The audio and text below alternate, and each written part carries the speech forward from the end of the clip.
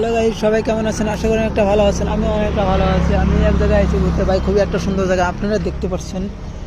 খুবই একটা ভালো জায়গা। আর এখানে আছে নদীর পার, এখানে এপার ওপার আছে নদীর পার, আপনারা দেখতে পাচ্ছেন খুবই একটা ভালো। আর যাদের মন চায় এখানে এসে ঘুরে যেতে পারবে।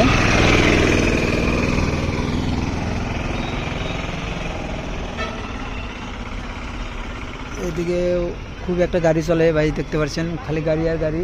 এইদিকে তো আরো কইতেই পারি না, এত গাড়ি আপনারা দেখেন।